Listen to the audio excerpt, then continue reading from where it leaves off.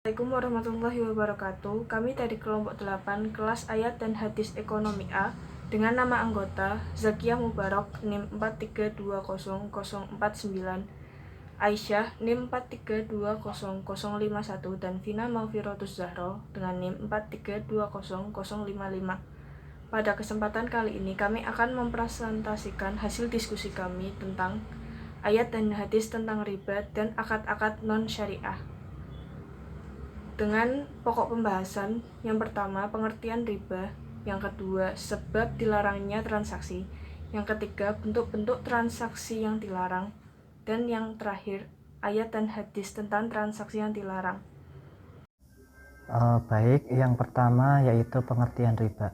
Kata riba berasal dari bahasa Arab yang secara etimologis berarti tambahan atau asyiadah, berkembang atau an-numu, membesar atau al-ulu, dan meningkat atau al-irtifa. Sedangkan secara istilah syar'i menurut Ahmad Hasan, riba adalah suatu tambahan yang diharamkan di dalam urusan pinjam-meminjam. Yang dimaksud dengan tambahan adalah tambahan kuantitas dalam penjualan aset yang tidak boleh dilakukan dengan perbedaan kuantitas atau tafadlu, yaitu penjualan barang-barang riba fadl seperti emas, perak, gandum, serta segala macam komoditi yang disetarakan dengan komoditi tersebut. Adapun akad-akad non-syariah adalah akad-akad yang dilakukan tanpa menggunakan prinsip syariah yang dapat menimbulkan kemudorotan dan kezaliman. Akad-akad non-syariah kegiatannya tidak akan jauh dari riba. Kemudian sebab dilarangnya riba. Menurut Al-Far Al-Razi menyebutkan beberapa sebab yang menjadikan diharamkannya riba. Yang pertama yaitu pelarangan riba sudah ditetapkan dalam nas. Yang kedua, riba memungkinkan adanya unsur keterpaksaan berpindah haknya kepemilikan harta seseorang kepada orang lain tanpa adanya timbal balik.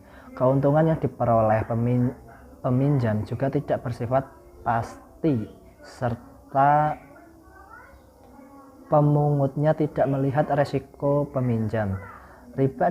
Yang ketiga, riba dapat menghalangi pemberi modal mencari rezeki dari hasil usahanya sendiri karena pemodal sudah mendapatkan hasil hanya dari bunga saja.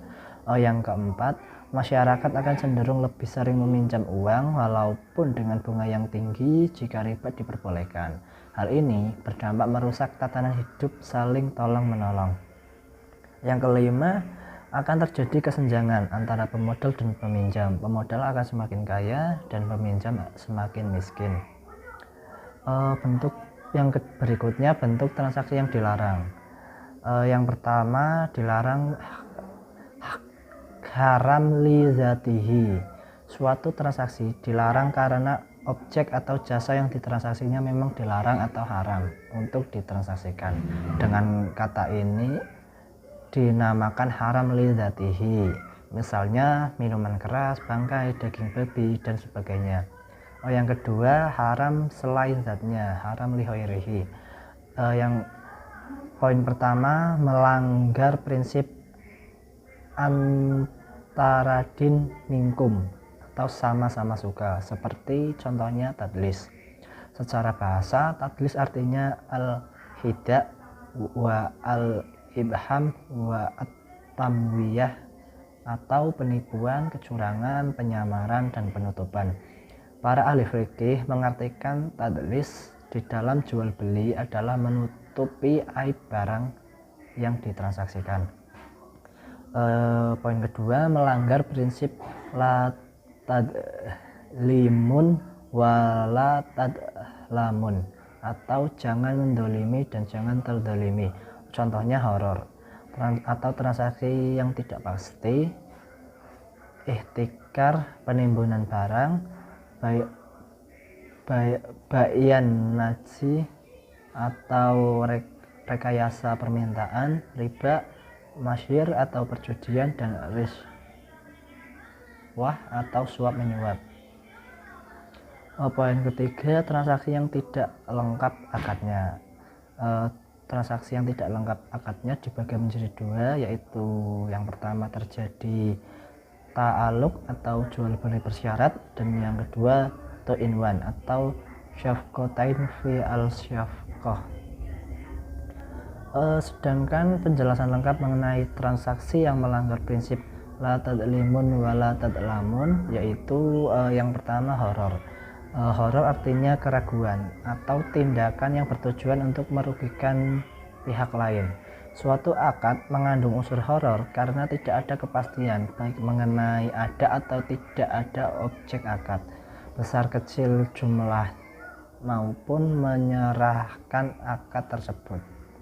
Yang kedua, ihtikar atau penimbunan barang. Penimbunan adalah membeli sesuatu yang dibutuhkan masyarakat, kemudian menyimpannya sehingga barang tersebut berkurang di pasaran dan mengakibatkan peningkatan harga. Baru ketika peningkatan harga itu terjadi, penimbun akan menjual barangnya ke pasar sehingga mendapatkan keuntungan yang lebih karena kenaikan harga tersebut. Yang ketiga, rekayasa permintaan atau bai'an najzi. Rekayasa permintaan merupakan produsen atau pembeli menciptakan permintaan palsu seolah-olah ada banyak permintaan terhadap suatu produk, sehingga karena besarnya permintaan harga jual produk tersebut akan naik. Yang keempat, riba. Riba adalah penyerahan pergantian suatu dengan suatu yang lain yang tidak dapat terlihat adanya kesamaan menurut timbangan syarak pada waktu akad-akad, atau disertai mengakhiri dalam tukar menukar atau hanya salah satunya. Yang kelima, perjudian atau maisir. Transaksi perjudian adalah transaksi yang melibatkan dua pihak atau lebih, dan di mana mereka menyerahkan uang atau harta kekayaan tertentu, kemudian mengadakan permainan tertentu baik dengan kartu, adu ketangkasan, tebak skor, atau media lainnya. Pihak yang menang berhak atas hadiah yang dananya dikumpulkan dari kontribusi para pesertanya. Yang keenam yaitu suap menyuap atau riswah. Yang dimaksud dengan perbuatan riswah adalah memberi sesuatu kepada pihak lain untuk mendapatkan sesuatu yang bukan haknya. Yang berikutnya, transaksi yang tidak lengkap akadnya, di mana dibagi menjadi dua. Yang pertama yaitu terjadi ta'alluq atau jual beli bersyarat. Ta'alluq ini terjadi apabila ada dua akad saling dikaitkan, di mana berlakunya akad pertama tergantung pada akad kedua, sehingga dapat mengakibatkan tidak terpenuhinya rukun atau sesuatu yang harus ada pada akad, yaitu objek akad. Yang kedua, 2 in 1 atau syafqatain fi al-syafqah. 2 in 1 ini adalah kondisi di mana suatu transaksi diwadahi oleh dua akad sekaligus, sehingga terjadi ketidakpastian mengenai akad mana yang harus digunakan atau yang diberlakukan. Contoh dari 2 in 1 adalah transaksi sewa beli, di mana tidak ada kejelasan apakah ini transaksi sewa atau beli karena dilakukan secara bersamaan. Baik, di sini saya akan menjelaskan mengenai ayat dan hadis tentang riba dan akad-akad non-syariah. Ayat yang pertama yaitu dari surat Al-Baqarah ayat 279 yang berbunyi, fa illam taf'alu fadhanu biharbin minallahi wa rasulihi, yang artinya, maka jika kamu tidak mengerjakan atau meninggalkan sisa riba, maka ketahuilah bahwa Allah dan Rasul-Nya akan memerangimu. Quran Surat Al-Baqarah ayat 279. Ayat ini berisi tentang Allah Subhanahu wa Ta'ala yang mengancam akan memerangi orang-orang yang tidak menuruti perintahnya untuk meninggalkan riba. Lalu ayat yang kedua berasal dari Quran Surat Al-Baqarah ayat 275 yang berbunyi, Fa'ahallahul bai'a wa harramar riba faman ja'ahu mau'idatan mir rabbihi fangtaha falahu ma salaf wa amruhu ilallah wa man ada faulaika ashabun nar hum fiha khalidun, yang artinya, dan Allah telah menghalalkan jual beli dan mengharamkan riba. Orang-orang yang telah sampai kepadanya larangan dari Tuhannya, lalu terus berhenti dari mengambil riba, maka baginya apa yang telah diambilnya dahulu sebelum datang larangan, dan urusannya terserah kepada Allah Subhanahu wa Ta'ala. Orang yang kembali mengambil riba, maka orang itu adalah penghuni-penghuni neraka, mereka kekal di dalamnya. Quran Surat Al-Baqarah ayat 275. Ayat ini berisi tentang Allah berjanji akan memasukkan pelaku riba ke dalam neraka kekal selamanya. Lalu selanjutnya, Quran Surat Ali Imran ayat 130 yang berbunyi, Ya ayyuhalladzina amanu la ta'kulu riba ad'afa mudha'afatan wattaqullaha la'allakum tuflihun. Yang artinya, hai orang-orang yang beriman, janganlah kamu memakan riba dengan berlipat ganda, dan bertakwalah kamu kepada Allah, supaya kamu mendapat keberuntungan.